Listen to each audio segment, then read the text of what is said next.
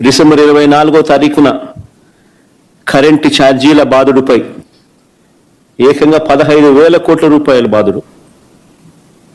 ఎన్నికలప్పుడేమో current ఛార్జీలు తగ్గిస్తానన్న ఈ పెద్ద మనిషి తగ్గించకపోగా ఎన్నికలు అయిపోయిన తర్వాత ఏకంగా సంవత్సర కాలం తిరక్క మునిపి ఏకంగా 15,000 కోట్ల రూపాయలు కరెంటు ఛార్జీల బాధుడు ఆయన బాదుతూ పోతే ఆ కరెంటు ఛార్జీల మీద నిరసన తెలుపుతూ డిసెంబర్ 24వ తారీఖున పోరుబాట నిర్వహించేందుకు కూడా వైఎస్ఆర్ కాంగ్రెస్ పార్టీ. కరెంటు ఛార్జీలు పెంచి వెళ్ళిన కరెంటు ఛార్జీలు ఇప్పుడు ప్రజలపైన పడ్డాయి. దానిపైన మనల్ని విమర్శిస్తున్నారు. అది మీ నిర్వాహకం తప్ప. ఏపీలో కరెంటు బిల్లులు ముట్టుకుంటే షాక్ కొడుతున్నాయి. కరెంటు బిల్లు వచ్చిందా? ఇంటికి కరెంటు బిల్లు ఏనా షాక్ కొట్టిందా? బాగా కరెంటు బిల్లు షాక్ కొట్టిన వాళ్ళందరూ చేతులు పైకి ఎత్తండి ఒకసారి. మాకు ఆంధ్ర రాష్ట్రంలో కరెంటు దిగబట్టుకుంటే షాక్ తగలదేమో కానీ కరెంటు బిల్లు కూడా పెట్టుకుంటే గిర్ర షాక్ కొడుతుంది.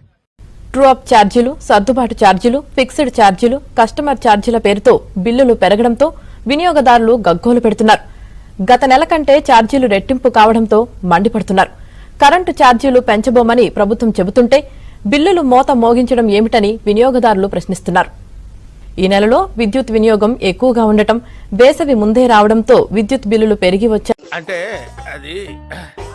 కరెంటు బిల్లు మాత్రం మామూలు కాదు. 300, 500 వచ్చే కరెంటు బిల్లు 1,500, 2,000 జనాలు మామూలుగా అల్లాడిపోట్ల. ఈసారి పవన్ కళ్యాణ్ రాడు, ఎవ్వరు రారు. తెలుగుదేశం అంటే